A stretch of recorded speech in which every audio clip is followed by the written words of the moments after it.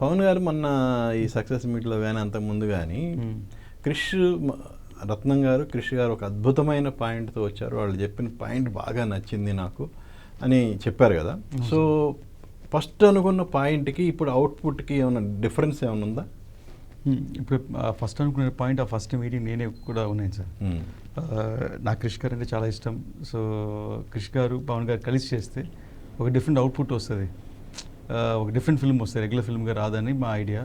So అలాగే కరెక్ట్గా folk cinema చెప్పారు. సో మన ఫోక్ అనేది సంతోషం కదా, మన పవన్ గారిని ఫోక్లో చూస్తే బాగుంటుందని వెళ్ళి పిచ్ చేసి సార్ కూడా నచ్చింది.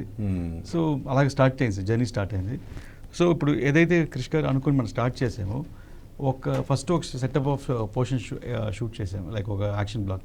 దాని మళ్ళీ ఫస్ట్ లాక్డౌన్ వచ్చింది. దాని తర్వాత మా అందరిని కలిసి మళ్ళీ ఇంకోటి స్టార్ట్ చేసేదానికి ఒక 6 months 8 months పట్టింది, లాక్డౌన్ అంతా అయిపోయి. అండ్ ఇది ఒక పర్సన్తో కొన్ని లిమిటెడ్ పీపుల్ అయ్యే పని కాదు సార్. ప్రతి సెటప్కి ఒక 1000 people కావాలి.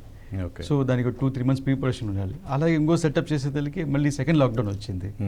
దాని ఎలక్షన్స్కి వెళ్ళాల్సిన సందర్భం వచ్చింది. సో క్రిష్ గారు ఆల్మోస్ట్ ఒక 2.5 years 3 years వెయిట్ చేస్తూ ఎంతకాలం వెయిట్ చేస్తారనేది ఒక టైం లైన్ లేకుండా ఉండింది. సో నేనే సార్తో డీల్ చేస్తున్నాను సార్, ఒక 3 months 6 months 1 year అని. ఆ 2 months 3 months 1 year అయ్యేసరికి సార్ ఇంకా సార్కి చెప్పాను ఇక్కడ వెయిట్ చేస్తాను, దానిపైన జ్యోతి తప్పుగా అనుకోవద్దని. సో బట్ కుదరలేదు. దాని తర్వాత ఒక 5 మూమెంట్తో అప్పుడు డిసైడ్ అయ్యి Part 1 చేస్తామని. Part 1 చేస్తున్నప్పుడు ఆ పవన్ గారు అదే రోజు చెప్పారు, సరే ఒక పని చేయి నువ్వే చేసే Part 1 అని సారు ఒక బ్లెస్సింగ్స్ లాగా చెప్పారు నాకు. It's full responsibility. సో ఒక మంచి చౌకీదాన ఫైట్ పవన్ సార్ షూట్ చేశారు, కొంచెం మంచి పోర్షన్స్ క్రిష్ గారు షూట్ చేశారు. సో వాళ్ళు షూట్ చేసిన ఫీల్ ఉంది కదా సార్, ఆ ఎమోషన్ అండ్ ఫీల్ అది డైల్యూట్ అవ్వకుండా Part 1కి ఒక డిఫరెంట్ స్క్రిప్ట్గా ప్రొజెక్ట్ చేయాల్సిన సందర్భం వచ్చింది. సో ఆ ఫ్లో మీరు సినిమా చూస్తుంటే ఎక్కడ ఒక ఫ్లో మిస్ అవ్వదు, ఒకే రూట్లో వెళ్తూ ఉంటుంది.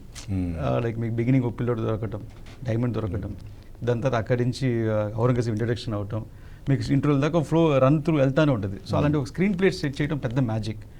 సో ఆల్మోస్ట్ ఒక ఎలా చెప్పాలి, ఒక మంచి స్క్రిప్ట్ని ఇంకా బెటర్ స్క్రిప్ట్గా చేసినట్టు వర్షన్ అయింది నాకు. అది సార్.